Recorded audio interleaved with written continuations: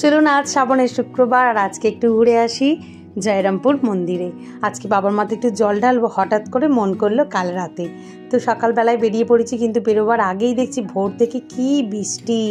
কিন্তু মন যখন করেছি বাবার কাছে যাব তো যাবই। আর সত্যি যেই টাইমটায় আমরা বেরিয়েছি একটু বৃষ্টি নেই, কিন্তু জাস্ট হালকা ঝিরিঝিরি পড়ছে। নিঃসন্দেহে বাবার কাছে পৌঁছে গেলাম, আবার চলে আসলাম। একটু বৃষ্টি সেরকমভাবে অসুবিধার মধ্যে পড়তেই হলো না। তো সবই তার ইচ্ছা, সে যদি চায় আমাকে নিয়ে যাবে তার কাছে, কে আটকায়। এসেই মনটা ভরে গেল দোকান পাশারিগুলোকে দেখে। ভাবতেই পারিনি এত বৃষ্টির মধ্যে যে এত দোকান বসবে। তবে এখানের বিশেষত্ব কি জানেন, এই পায়রাগুলো। এখানে আসলে আপনি এদের দেখতেই পাবেন, দু চোখ ভরে দেখতে পাবেন এরা কত সুন্দর খেলা করছে আর খাওয়া দাওয়া করছে।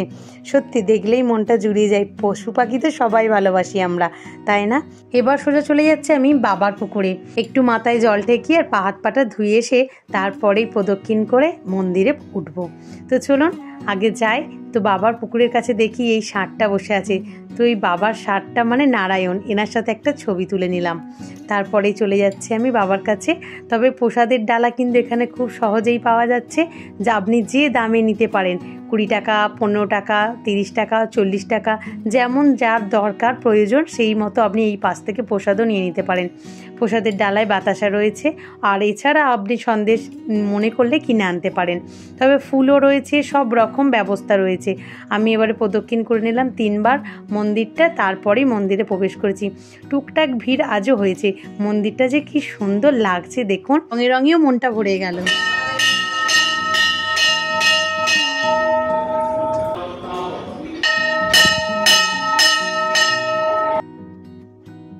এখন আমরা মন্দিরের ভিতরে, আর এখন বাজে ঘড়িতে পুরো 8:30।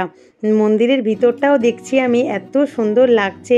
এই দেখুন বাবার কাছে ভক্তরা একদম মাথা নিচু করে জল ঢালছে, আর দুই দিকে 2 পুরোহিত মশাই বসে আছে। তো আমি একদিকে বসে গেলাম বাবার মাথায় জল ঢালতে। একটা বাতাসা ঠাকুর মশাই আমাকে দিল, যেটা বাবাকে দেওয়ার জন্য। তো দিয়েও দিলাম। তারপরে কার নামে পুজো হবে, কি হবে, সেই সব বলে তারপরে আমি বেরিয়ে আসলাম মন্দির থেকে। তবে আরোহীর বাবাও জল ঢেলেছে। আরও একটু দুধ গঙ্গা জল নিয়ে আমি চলে গেলাম এই ষষ্ঠীতলায় জল ঢালতে। এখানে এটাও জল ঢালতে হয়, সবাই ঢালে, আর এটা চিরকাল বা বহুদিন থেকে হয়ে আসছে। তো আমরাও দুজন এখানে চলে আসলাম, জল ঢাললাম, তারপরে চলে গেলাম মা কালীর মন্দিরে। এগুলো এই চত্বরেই আছে, আশপাশের মধ্যে আপনি একটু যদি চোখ খুলে দেখেন তো সবাইকে এক জায়গায় পেয়ে যাবেন, বাবা, মা, ষষ্ঠী বুড়ি, নারায়ণ, সবাইকে। তারপরে আমি একটু ধূপ মোমবাতিটা জ্বালিয়ে নিলাম। আবার বারবার চোখ যেন ফিরে ফিরে চায় তোমার দিকে। দেখুন কি সুন্দর না লাগছে মন্দিরটা। দূর দূরান্ত থেকে আজও মানুষ আসছে বাবাকে দর্শন করতে। চলুন আমরাও তাহলে বাড়ির পথ ধরি। টাটা।